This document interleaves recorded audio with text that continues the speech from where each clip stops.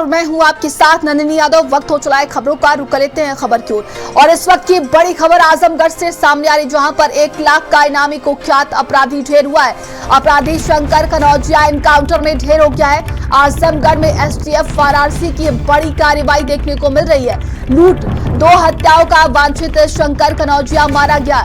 ये बड़ी खबर हम आपको इस वक्त आजमगढ़ से बता रहे हैं, जहां पर आजमगढ़ में एसटीएफ वाराणसी की बड़ी कार्रवाई देखने को मिली है। 1 लाख का इनामी कुख्यात अपराधी ढेर हुआ है, जिसका नाम है शंकर कनौजिया। एनकाउंटर में वो ढेर हो गया है। आजमगढ़ में एसटीएफ वाराणसी की ये बड़ी कार्रवाई देखने को मिल रही है। इसके पहले भी कई केस उस पर दर्ज हो चुके हैं और ये देखिए बड़ी कामयाबी मिली है।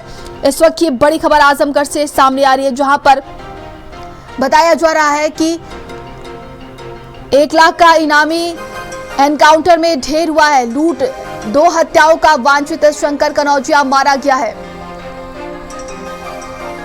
तो इसको लेकर लगातार तलाश की जा रही थी और ये बड़ी खबर हम आपको बता रहे हैं। इस वक्त ये आजमगढ़ से है, जहां पर एसटीएफ वाराणसी की बड़ी कार्रवाई देखने को मिली है। लूट और 2 हत्याओं का वांछित शंकर कनौजिया मुठभेड़ में मारा गया और एसटीएफ को सूचना मिली थी कि शंकर गिरोह के साथ किसी बड़ी वारदात की तैयारी में था। वहीं देखिए, इंस्पेक्टर पुनीत सिंह परिहार के नेतृत्व में टीम ने जहानागंज थाना क्षेत्र में घेराबंदी की है और गिरफ्तारी के दौरान शंकर ने पुलिस टीम पर जानलेवा फायरिंग की। पुलिस की जवाबी कार्रवाई में शंकर कनौजिया घायल हुआ है। अस्पताल भेजा गया, जहां उसे मृत घोषित कर दिया गया। इस वक्त की ये बड़ी खबर सामने आ रही है। तो कुख्यात अपराधी शंकर कनौजिया का एनकाउंटर हुआ है। एनकाउंटर में वो ढेर हो गया है। आजमगढ़ में एसटीएफ वाराणसी की ये बड़ी कार्रवाई देखने को मिल रही है। और ज्यादा जानकारी के साथ संवाददाता रोहित हमारे साथ जुड़ गए हैं। रोहित, ये बड़ी कामयाबी मिली है। निश्चित रूप से वाराणसी एसटीएफ के खाते में बड़ी कार्रवाई गिनी जाएगी। काफी दिनों से इसकी तलाश थी और एसटीएफ को ये सूचना में इनपुट मिला था इंटेलिजेंस से, लोकल यूनिट जो होती है, कि किसी नए वारदात के लिए वो आजमगढ़ में वो डेरा डाले हुए है और आजकल में कोई कांड कर सकता है। तो उसका फोन वगैरह ये सब सारी चीजें सर्विलांस पे ट्रेस हो गई थी, जिसके अनुसार एसटीएफ की टीम 1 दिन पहले से ही जाके घेरेबंदी करती थी। और जहानागंज में जब पुलिस की टीम ने उसको घेरा तो वो पुलिस को चकमा देकर भागने की कोशिश किया और फायरिंग भी किया, जिसमें फायर जो एक्सचेंज हुआ उसमें उस शंकर कनौजिया को गोली लगी, वो घायल हो गया। लेकिन अस्पताल में जब ले जाया गया तो वहां उसकी मौत हो गई थी। ये इसका जो क्रिमिनल इतिहास है, अभी फिलहाल जो जानकारी मिली है, लूट और 2 हत्याओं में ये शामिल रह चुका है। इसके अलावा और भी छोटे छोटे तमाम वारदातों को ये अंजाम दे चुका है। बहरहाल जिससे जो आसपास के स्थानीय जो पुलिस है, न सिर्फ आजमगढ़ पुलिस बल्कि आसपास के जनपदों में भी ये वारदातें किया जाता है। तो कानून व्यवस्था के नजरिए से देखा जाए तो पूर्वांचल के एक जो आजमगढ़ से लगा जो पूरा एरिया है, वहां के लिए एक बड़ी सुकून भरी खबर है जी। और अगर बात की जाए गिरोह के जितने भी अन्य सदस्य बाकी हैं, उनके लिए क्या कुछ कार्रवाई की जाएगी, किस तरीके से उनकी तलाश की जा रही है? देखिए, जब एक कोई अपराधी पकड़ा जाता है या मारा जाता है तो एक लंबा प्रोसेस होता है। एसटीएफ की जो कार्रवाई होती है, इसीलिए इसको स्पेशल टास्क फोर्स बनाया गया है। वो चुपचाप बड़े ही इत्मीनान से वो कार्रवाई इंटेलिजेंस की तरह करती है और जैसे जैसे जो इनपुट मिलते रहते हैं वो घेरेबंदी करती है, गिरफ्तारी करती है और भागे जाते हैं। इनकाउंटर होता है, हाफ इनकाउंटर होता है।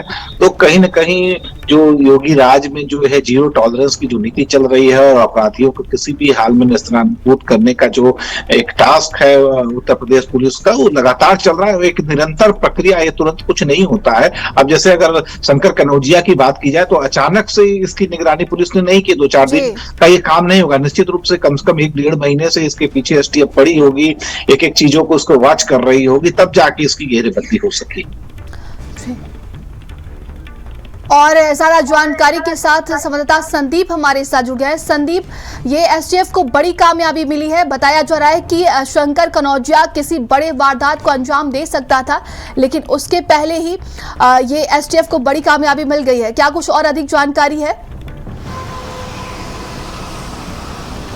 बिल्कुल ठीक कहा आपने। उत्तर प्रदेश की योगी सरकार लगातार अपराधियों को किस तरीके से खात्मा करने के लिए लगी हुई है, इसका एक बड़ा उदाहरण जो है वो आजमगढ़ में वाराणसी एसटीएफ का देखने को मिला है।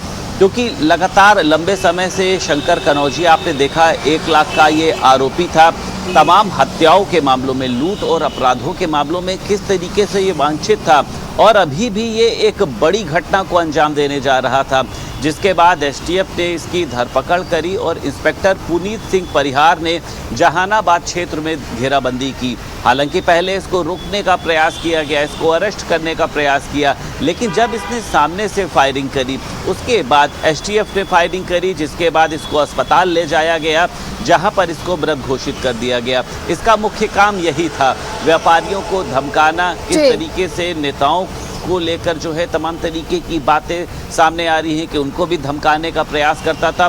फिरौती वसूलना जो है वो इसका एक मुख्य मुद्दा था और लंबे समय से तमाम तरीके के अपराधों में शामिल था। ये बताया जा रहा है कि गिरोह का ये जो है मास्टरमाइंड था, तो स्वाभाविक सी बात है कि गिरोह के मास्टरमाइंड के साथ इस तरीके का जो हादसा हुआ है, जिस तरीके से उसको पहले आत्मसमर्पण के लिए बोला गया, जवाब फायरिंग करी गई, फिर इसके बाद जो है पुलिस ने अपनी फायरिंग करी है, जिसके बाद ये अस्पताल में ले जाया गया, वहाँ पर इसकी मौत। अब कई लोगों की धरपकड़ देखिए जारी होगी, क्योंकि फ़ोन कॉल की बात करी जाए, सीडीआर की बात करी जाए, पता किया जाएगा कहाँ कहाँ से ये फिरौती की वसूली करता था। तो मुझे लगता है कि अपराधियों के लिए एक ये बड़ा कदम है। योगी सरकार लगातार अपराधियों के लिए काल के रूप में साबित हो रही है, इससे अपराधों पर लगाम लगेगी। आज अपराधी घबरा रहे हैं, पहले बिल्कुल, और ये बड़ी सफलता मिली है। तमाम जानकारी के लिए आप दोनों का बहुत बहुत धन्यवाद।